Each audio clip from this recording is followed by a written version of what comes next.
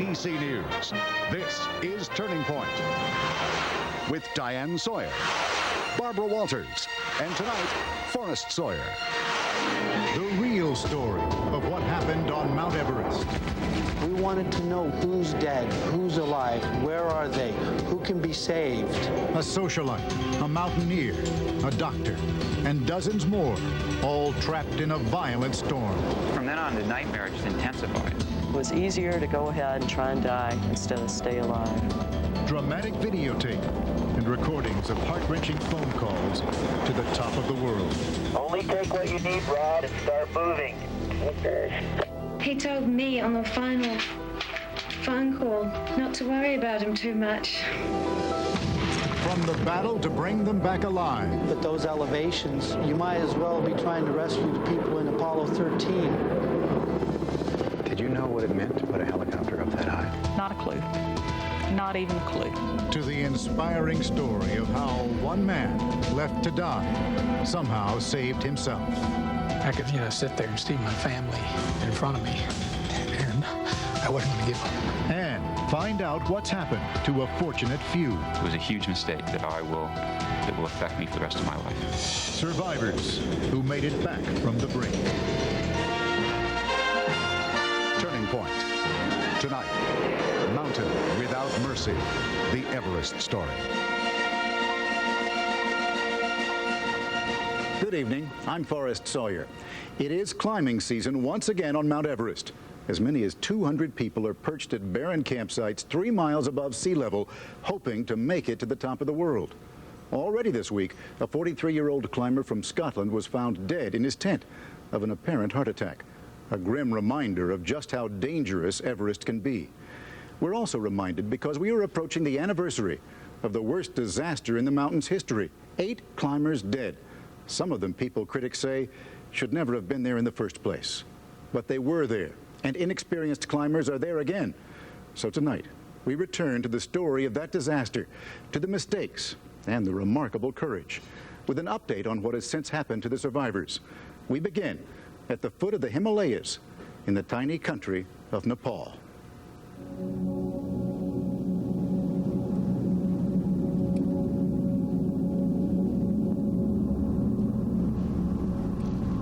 It is this fever.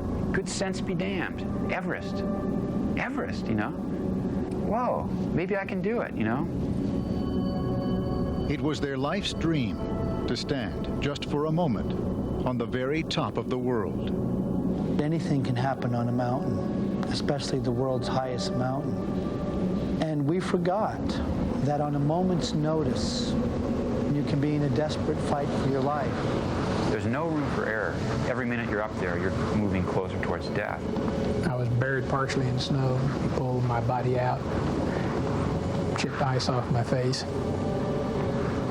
But right now, I'm, got a lot of dark moments here. And You are not the only one I would say this to, but you do seem haunted. 2 months ago, today, that nightmarish day happened, and there hasn't been more than an hour or two on any one of those days when this Everest thing I haven't just thought about it, it's been all I've thought about.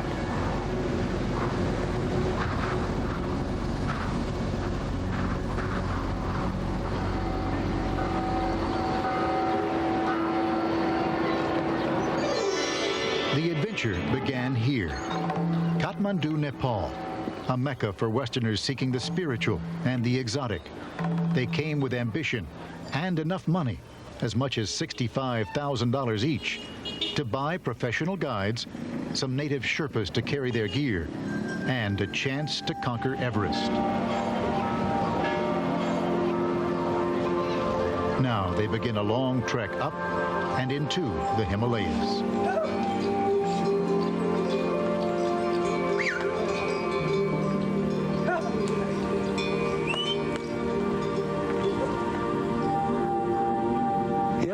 To be hanging out in the most beautiful mountains in the world it's a dream come true.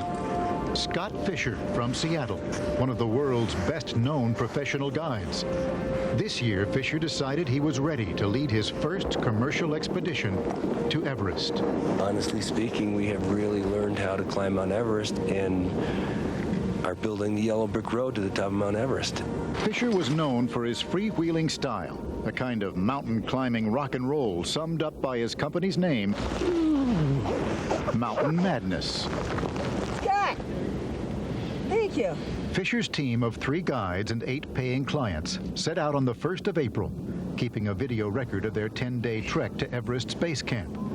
It is a relaxed time, when the climber's only job is to adjust to the altitude and to each other. For a little hike today, acclimatization. Charlotte Fox, a ski patroller from Aspen, Colorado, one of Fischer's clients. Everybody is full of anticipation and excitement. You're getting deeper and deeper into the high mountains. And the whole way in, that thing looks big and bigger, and you just can't believe that you're really going to climb this mountain.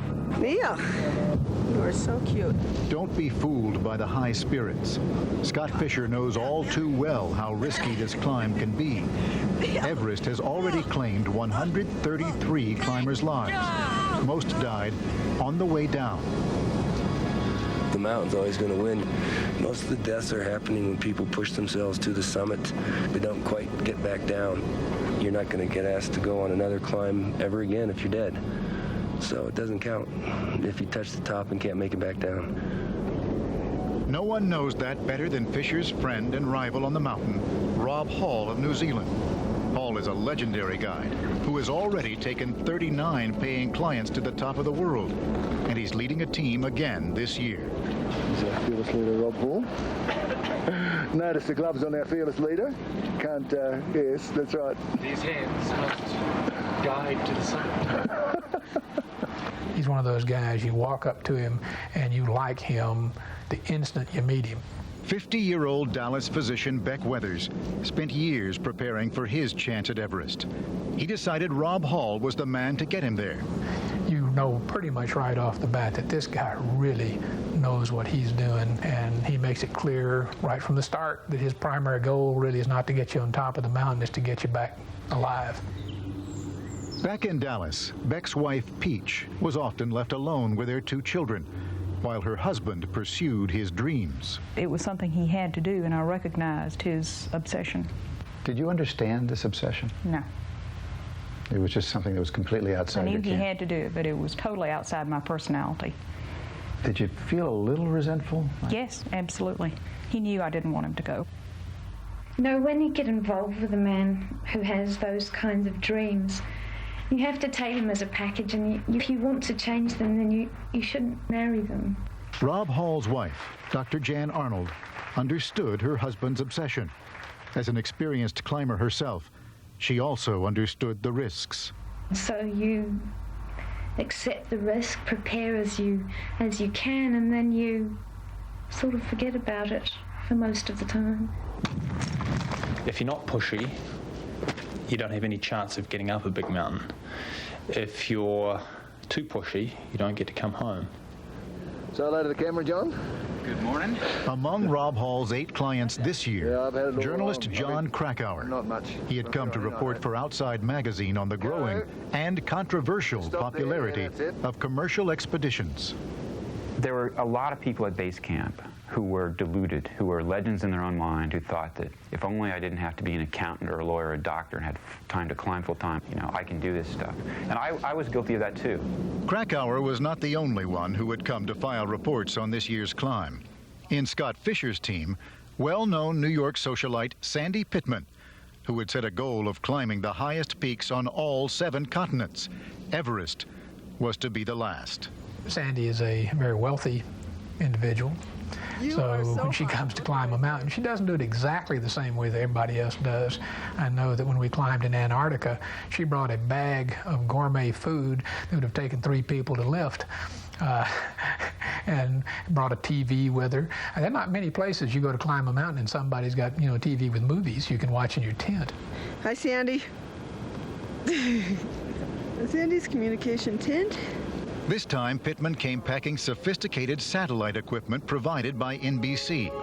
Her reports were filed over the internet as the teams went up the mountain. For the first time, climbing Everest had become a worldwide spectator sport, and Rob Hall and Scott Fischer had the most to gain. There's a marketing bonanza here if things turn out right. and not necessarily a disaster if they don't, but it's missed a big opportunity. So I think there's more pressure than ever for Rob to get me to the summit and for Scott to get Sandy to the summit. Everybody's climbed it now. Every Tom, Dick, and Harry from every walk of life who has enough money. Professional climber David Brashears was also headed for Everest, leading a camera team from McGillivray Freeman Films to create the first giant screen movie on Everest. Brashears was worried. All the amateurs on the mountain could make it dangerous for everyone. You get a guide, you get some money, you climb McKinley, next step is Everest. They don't know any better. And there were a lot of amateurs to worry about.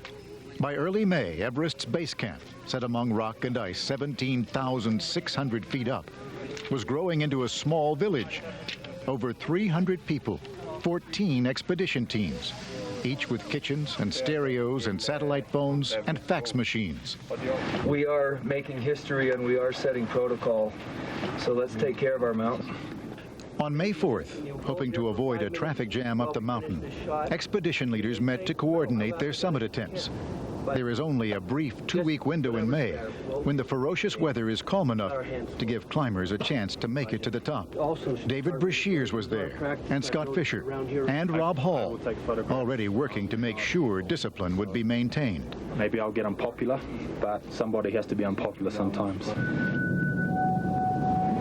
For 4 weeks, the teams had trained, climbing up and down the mountain, back and forth between base camp and 3 camps farther up, Camp 2, Camp 3, and Camp 4, all the time adjusting to the higher altitude and thinner air.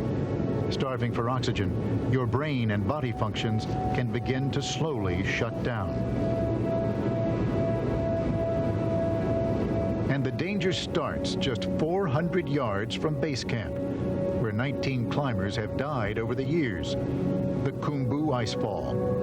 It's 2,000 feet of blocks of ice the size of huge buildings, separated by crevasses that just go forever. And the whole thing can move up to 30, 40 inches a day, so it's highly unstable.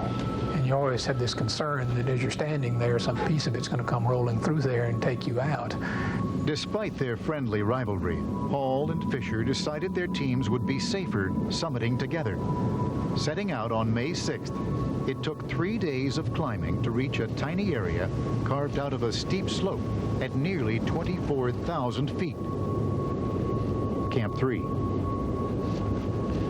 Then on May 9th, the first omen, a climber from a Taiwanese expedition had taken a bad fall, and his team leader, eager to reach the summit, left him at Camp 3.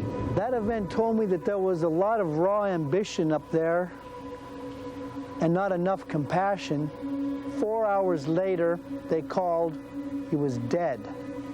I had to go up and bring down a dead Taiwanese climber. I had to close his eyes and cover his face and lower him down, and I didn't like doing that. And that was the beginning for us of this whole tragedy. Up above Brashears, the teams of Scott Fischer and Rob Hall press on to the last base, Camp 4, a desolate wind-blown patch of rock littered with hundreds of oxygen bottles from past expeditions. Most climbers must now wear oxygen masks to maintain warmth and strength, and the summit is still a day's climb away. Without extra oxygen, no one can survive here for long. They are now in what climbers call the death zone. Here, 26,000 feet above sea level, the human brain literally begins to suffocate. Judgment is impaired. And as you'll see, mistakes can be made. The expedition on Everest is now nearly 5 miles above sea level. That's where commercial jets fly with pressurized cabins. At that altitude, you're breathing 4 times faster than normal. Every breath is painful, and you're still starving for oxygen.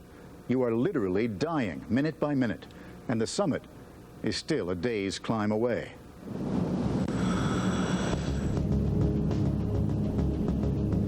Midnight, May 10th. The 2 teams led by Scott Fischer and Rob Hall strap on oxygen masks and headlamps and set out for the summit. It's cold, it's crisp, the sky is just a blanket of stars, and it really seems like an ideal night. Dr. Beck Weathers knows they all have to move quickly. Rob Hall had told all his clients, if you stay up here too long, you will die. Reporter John Krakauer remembers the warnings. He said, I'm going to call the shots on Summit Day. If I say we turn around, we're going to turn around. Some of you are going to argue with me. You're not going to like it. But believe me, I know what's right. Hall and Fischer wanted their clients at the summit no later than 2 o'clock that afternoon. So they planned to send a Sherpa from each team out early to attach ropes into the rock and ice to help the clients move quickly past the most difficult points. Rob Hall emphasized, this is the most important thing we do. This has to be done. The year before, ropes weren't fixed ahead of time. It slowed us down. We didn't get to the summit because of it. I'm not going to have that happen again this year. There was no question. No question. The day's mistakes began here.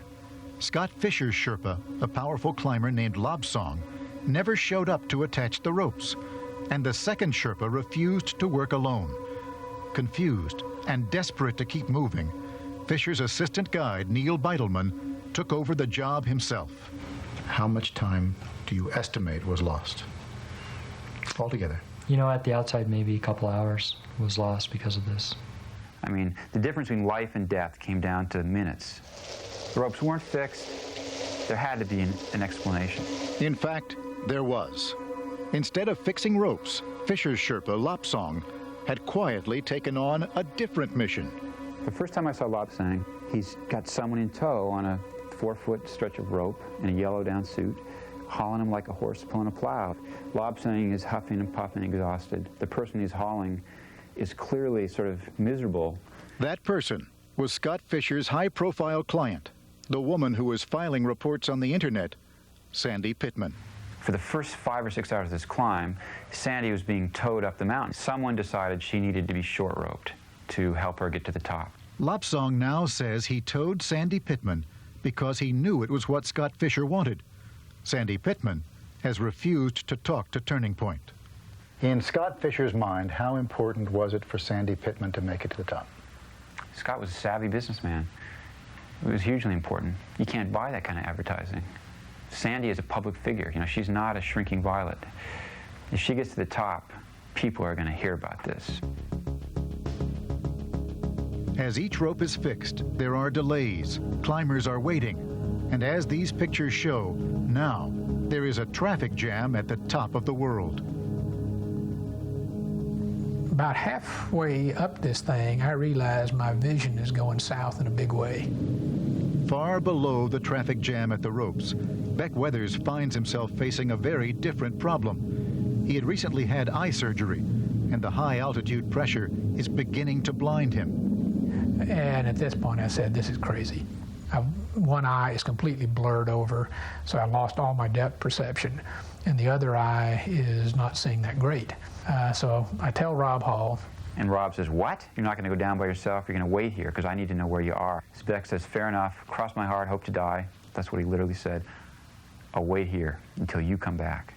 Rob Hall goes on up the mountain, leading 3 other clients, including Doug Hansen, a postal worker from Seattle who was a member of Hall's expedition last year, the expedition that failed to reach the summit. That really broke Rob's heart as well as Doug's. And he said, Doug, come back next year. I guarantee I'll get you to the top. You can do it. I know you can do it.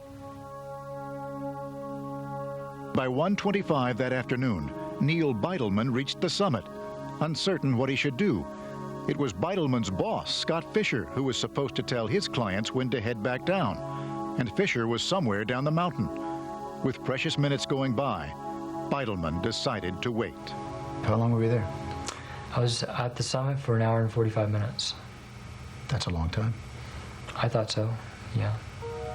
It is the day's second mistake, and the clients keep coming well into the afternoon and stay to savor their success, forgetting the warnings to turn back by 2 p.m. Charlotte Fox is one of 6 members of Scott Fischer's team to make it to the top. I didn't even really want to stay up as long as we did, but there was somewhat of a celebration going on, and you hated to blow out the party too early. Finally, at 3:10, long after the scheduled turnaround time, Beitelman decides on his own to start the clients down, soon passing Scott Fischer, who is weak, but still pressing for the summit. He wasn't his chipper, strong self at that point, but, you know, who is up there? Rob Hall, the other team leader, waits on top, well past his deadline, for his last client to arrive, postal worker Doug Hansen. These final delays by the team leaders are the last critical mistakes. As Scott Fischer descends from the summit, his last roll of film shows ominous clouds gathering just below the climbers. I'm very scared and taking it seriously and want to get down in a hurry. And pretty soon, I descend into the storm. And in the space of several minutes, the wind just comes in like a freight train. I mean, it's really blowing. It's very, very cold. And it turns into a whiteout. You can't really tell where the ridge ends and the cloud begins. It'd be very easy to just walk off this ridge, fall thousands of feet. Come down, and what the hell are you doing here, Beck? True to his promise, Beck had stayed right where Rob Hall had left him, unaware that Hall was still at the summit with client Doug Hansen, who had now collapsed from exhaustion. Very soon after that, we have the first radio call from just below the summit, Rob asking for help, saying, Doug and I have run out of oxygen. Doug's in trouble. We need help. To make it worse, Scott Fischer, who has been fatigued and climbing slowly all day, is also near collapse. At base camp, a cameraman captures the growing concern. What's the problem tonight? Some people are going summit and coming down little problems. Late. Rob Hall, you copy me? Over. All they can do is wait and watch as the storm continues to gather farther up the mountain. We're 5,000 feet away. 5,000 feet away on Everest at those elevations. You might as well be trying to rescue the people in Apollo 13. Near the summit, Doug Hansen is too tired to move, and Rob Hall refuses to abandon him. You know, Rob is the consummate guide. I can't imagine him leaving a client, even if it's obvious that it's going to be suicidal to say. That's the kind of, it's just something that you don't see that much these days, but that's Rob. Not far away, Scott Fischer's old friend and climbing partner, Lobsang, tries to rescue him. Just as Lobsang had towed Sandy Pittman up the mountain, now he tries to drag Fischer back down. When I tied him with the rope and started dragging him, I thought, if I die now, I'll die for my friend. But the weather was so bad, and he couldn't move at all. Descending into the storm, Neil Beidelman works feverishly to keep the exhausted clients moving, even dragging a 47-year-old Japanese woman named Yasuko Namba. I got in front of her and I grabbed her harness and I clipped myself into the rope and I started running down, getting her sliding. Until finally, by nightfall, he has pulled together a group of 7, including Beck Weathers, Charlotte Fox and her boyfriend Tim Madsen, and Sandy Pittman. All of them out of bottled oxygen, out of energy, and in the middle of a freezing hurricane, completely lost. Sandy basically became hysterical. And I can understand that, say, I don't want to die, I don't want to die, I don't want to die. My face is freezing, my hands are freezing. As the wind chill drops to 70 below, they pound each other on the back and yell to stay warm. And Tim would try to get Charlotte to keep moving. I wasn't so sure I could make it through a whole night of that. And I thought, well, maybe this is it, old girl. You've had a good life, no regrets. That's all you can ask for. Wrong answer, that doesn't hold. And whether she wanted to or not, she was going to survive. Then at midnight, 24 hours after they had first set out, one small piece of luck. For just a moment, the cloud cover breaks. As we looked up, I remember seeing almost directly above me and behind me a bit the Big Dipper. And I was like, yes, there's stars, look. At last, Beidelman had his bearings. But most of the others were too weak to walk now, and he had to leave them. Tim Madsen stayed behind to help, though there wasn't much he could do. Beck begins to stand up like this, and then the wind just blows him over backwards. And he rolled out of sight, and that was pretty much the last I had seen of him. And I can feel myself getting really numb and your thoughts are real hard to stay focused anymore, and you're not moving as much, and you just sort of slide off into oblivion. They are dying. Their only hope, Neil Beidleman. I remember stumbling along, and through this ground blizzard I saw this dim, foggy light, and as we got closer I remember Anatoly yelling my name, Neil, and I was just like, yes, you know, this is it. Beidleman has found Camp 4, and Anatoly Bokriev, Scott Fischer's Russian guide, one of the strongest climbers in the world. Anatoly went out alone into the storm 3 times and brought back people who would almost certainly have died without his effort. 3 times he basically risked his life. Not basically, most definitely. I need to hope for people who have signs of life. Anatoly Bokriev had saved 3 climbers' lives, including Charlotte Fox and Sandy Pittman. But Dr. Beck Weathers and Japanese climber Yasuko Namba are unconscious and beyond his help. They are left to die. And I remember just, you know, literally weeping for, I don't know how long, half an hour maybe. It was very, very intense. You felt guilty? Oh, sure, for being alive, you know.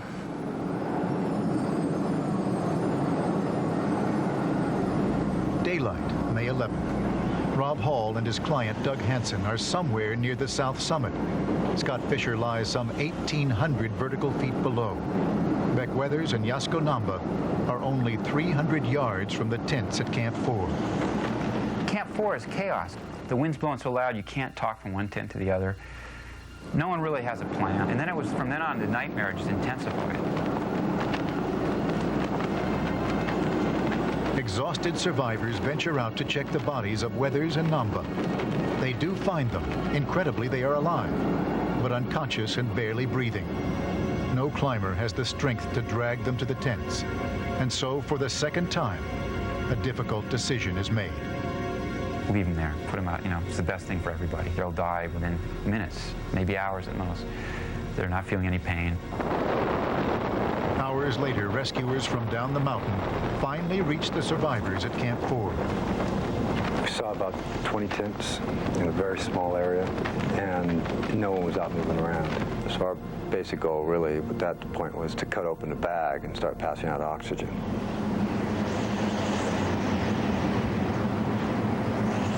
What the rescuers could not know is that only 300 yards from the tents, one man is still stubbornly refusing to die. The point that I woke up, my motivations were pretty clear. I mean, I could, you know, sit there and see my family in front of me. And I wasn't going to give up.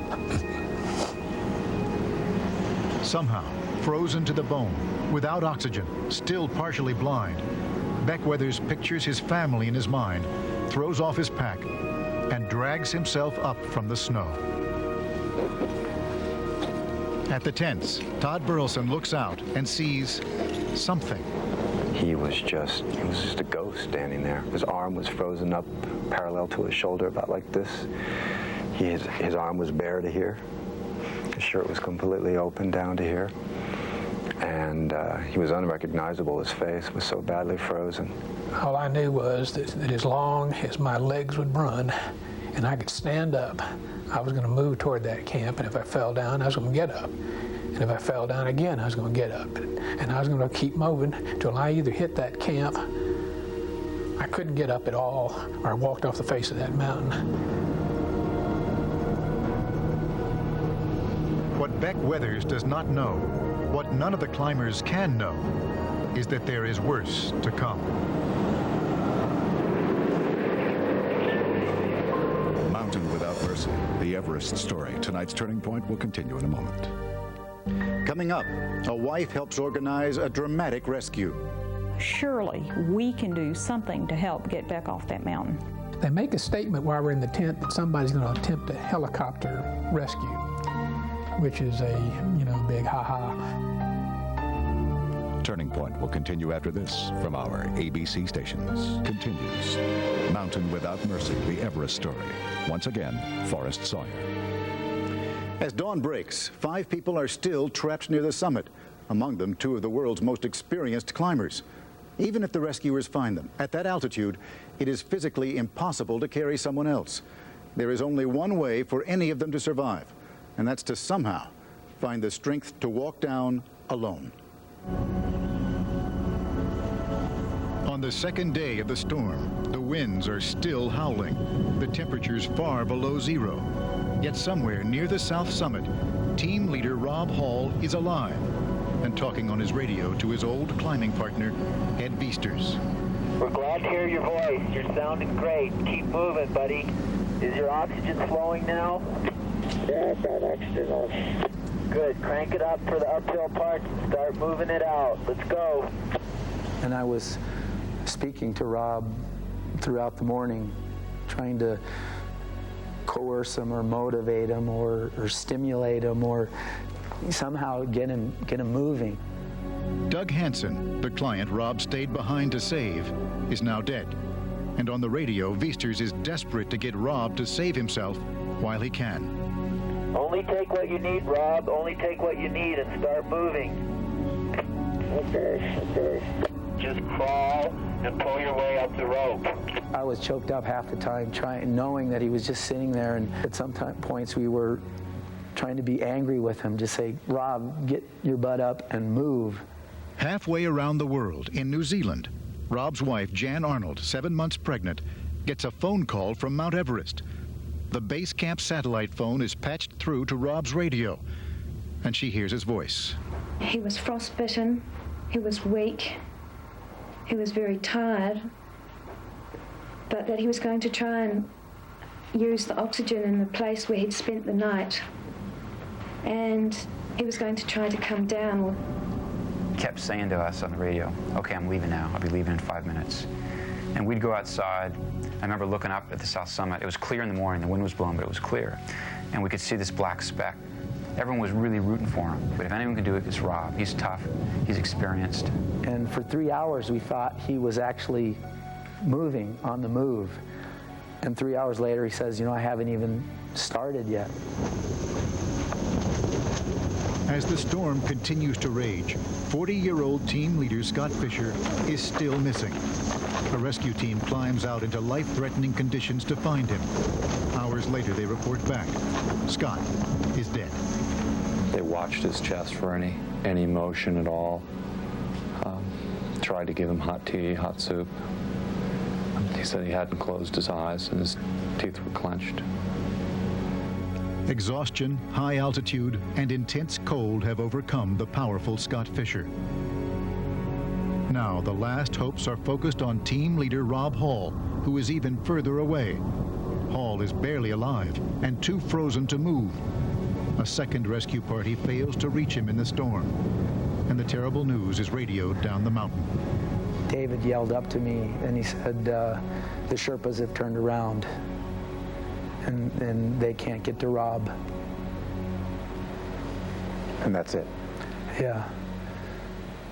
I mean, if I had a radio, I wouldn't have known what to say. What do you say, goodbye? It is 6:40 in the evening. Rob Hall's radio is patched through again to his home in New Zealand, and his wife, Jan Arnold. It is a call heard on radios across all the camps on Mount Everest. He's trying to put a good face on it. It's, how are you, and are you comfortable? And he's saying, the word he used was in the context of the situation. I mean, this guy's freezing to death, and he's trying to not worry his wife. And she ends by saying, I'm really sending all my positive energy your way. Don't worry, my love. I'll take care of it when you get back. And Rob, he's still, I'm sending all my positive energy your way. Sleep well. I hope you're comfortable. And what was it like listening to that conversation? It was heartbreaking. I mean, he told me on a final radio phone call that not to worry about him too much. With all hope now gone, husband and wife talk about their unborn child. We sort of picked a name as well.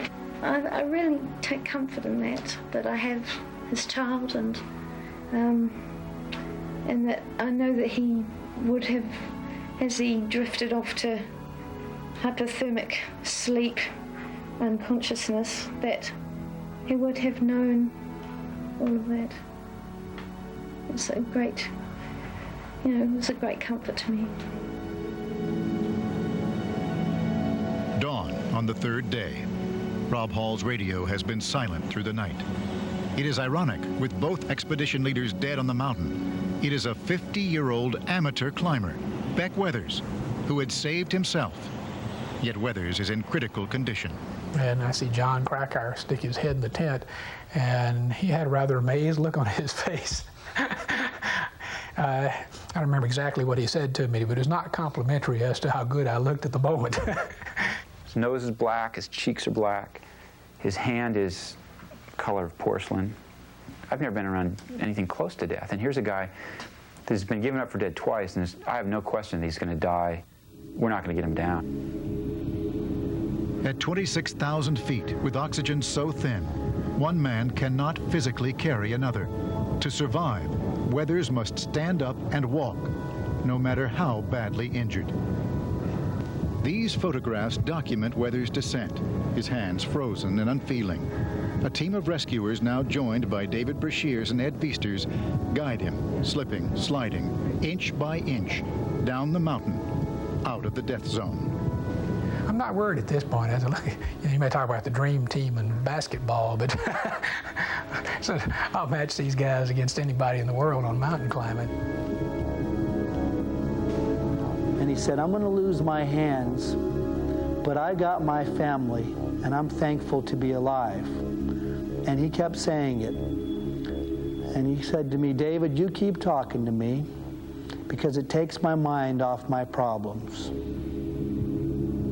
But Beck Weathers is still far from safety. In a medical tent at Camp 2, he joins the Taiwanese team leader, Makalu Gao. Both men are in desperate need of medical attention. A helicopter rescue seems out of the question because at that altitude, choppers can lose lift and fall from the sky. But back in Dallas, Peach Weathers is on the phone, frantically trying to look for a helicopter anyway. What can we do to help? Surely we can do something to help get Beck off that mountain. Did you know what it meant to put a helicopter up that high? Not a clue. Not even a clue. They make a statement while we're in the tent that somebody's going to attempt a helicopter rescue, which is a, big ha-ha, because nobody has ever put a helicopter up above the icefall. And the likelihood of that occurring is essentially zero. This is the man who would attempt the impossible, Nepalese Army pilot Colonel Madan KC. Within hours of receiving the call, Colonel KC takes off from Kathmandu, flying first to base camp and then higher up the mountain, higher than any small helicopter has ever flown before. Below him, climbers scramble to prepare a landing zone, using Kool-Aid to mark an X in the snow. He came in and circled, and we thought he was going to give up. And he came around again. I guided him in. He put that helicopter right down on that X, gave me the thumbs up. I give the thumbs up, okay signal to them, and the one of the climbers, he came close to the helicopters, and he opened the door, and I asked just one person at a time. The helicopter has been brought in to rescue Beck Weathers, but Makalu Gao, the climber from Taiwan, is in worse condition. Only one can go, and Beck gives up his ride. It seemed like the thing to do at the time. When that helicopter took off with Makalu in it, though, I must tell you, my spirits were down around my feet because I didn't think he was coming back. A freelance cameraman captures the helicopter as it flew overhead. I came down to the base camp, I dropped him there, and I went up again to the Camp 1, where I was landed before. When they saw me again, and they were more excited. No one more than Beck Weathers. Within minutes, he is lifted aboard. He just leans the thing forward, and you just drop, plummet down as you're dropping to gain some air underneath those blades so you can get some lift. Colonel Madan KC, that's a guy with a big heart. And, so I am extraordinarily grateful to him and for his courage. It has been a year since Beck Weathers was on Mount Everest. When we come back, what has happened to him and the other survivors in the course of that year? Sky Rat, this is Dirty Bird. I've spotted a gold mine with a freshly washed beauty. Roger, Dirty Bird. Let's rock and roll. All right, Sky Rat, make it messy. Still clean, DB, and almost home free. Okay, Sky Rat, I'll get him. I get you, I get you. Medic. Mountain Without Mercy, the Everest story continues once again. Forrest Sawyer. Over a period of 36 hours, 8 climbers died on Everest. 1 year later, their families and climbing partners are still trying to make sense of what happened. But the pull of the summit is strong, even for those who witnessed the disaster, like the members of the McGillivray-Freeman camera crew. These are some of the extraordinary images the film team captured as they climbed back up the mountain, only a week after the tragedy. Director David Brashears. We had a sense of a mission. We'd worked so hard. I think the group thought it would be senseless to turn around and go home. After enduring the worst season Everest had ever known, Brashears and his crew finally reached the summit, taking the first giant screen pictures from the top of the world. The movie Everest will be released next year. In New Zealand last summer, the wife of Rob Hall, the most experienced guide to die on Everest, gave birth to a baby girl. As they had agreed in their final conversation, she was named Sarah Hall. Without her, I'm not quite sure what I would be doing right now. She's a dear little girl and she looks strikingly like him. Baby Sarah is now 9 months old, and mother and daughter can often be found hiking in the hills behind their home. For Jan Arnold, there is comfort in this, and in her memories of a husband who died pursuing his passions. In Dallas, Texas, Dr. Beck Weathers, who returned home so terribly wounded, has refocused his life on family and recovery. It's easy to become obsessed with goals. Because of those obsessions, I took away a lot of good years from my family. I'd like to give those back. There have been 8 operations: the amputation of his right hand and the fingers of his left, long hours of rehabilitation, and the complete rebuilding of his nose using cartilage taken from his ears. After all this, Beck has returned to work full-time as a pathologist. He is refusing further cosmetic surgery to smooth his scars. Each day as I get up and look at that face in the mirror, I want to be able to see those scars, and I want to be able to be reminded of the lessons that I learned. On an evening in February, Beck is reunited with Colonel Madan KC, the helicopter pilot who rescued him off the mountain. Hi, Beck. My goodness, how are you doing? It is a chance to say thanks and pay tribute to the man who risked his own life to rescue others and who earned an international award for heroism. Today, the spring climbing season has begun on Mount Everest. Director David Brashears is back to make another film. Todd Burleson, who helped rescue the stricken climbers last year, is back guiding a single client who is paying over $125,000 for the additional attention. Ed Viesters, who tried so desperately to talk his friend Rob Hall down off the mountain, is back guiding a group of paying clients for Hall's old company. Sandy Hill Pittman, who was hauled up the mountain and barely survived the descent, has halted plans to publish a book and has no plans to climb again. Lopsong Sherpa will not be back. He was killed in an avalanche on the mountain last fall. Lopsong was 25. John Krakauer says he will never return to Everest. His account of last year's tragedy, Into Thin Air, has taken the full year to write. You want to go climb Everest? Talk to me. Talk to Scott Fischer's wife. Talk to Doug Hansen's kids. Still, they come. Over 100 climbers are now crowding base camp. The same numbers as last year. The same dreams of the summit. Nothing's going to change. This is just the way it is, and people better get used to it. I wish I'd never heard of Everest. I wish I hadn't gone. It was a huge mistake that will affect me for the rest of my life. Turning Point will continue in a moment. Tomorrow and Wednesday on prime time, the desperation of divorce. One parent abducts the children, and prime time finds them.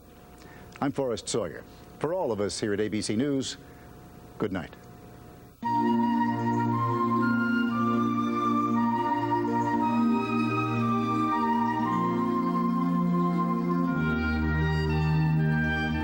Welcome your comments and suggestions. Write to us in New York or email us at tpoint@abc.com.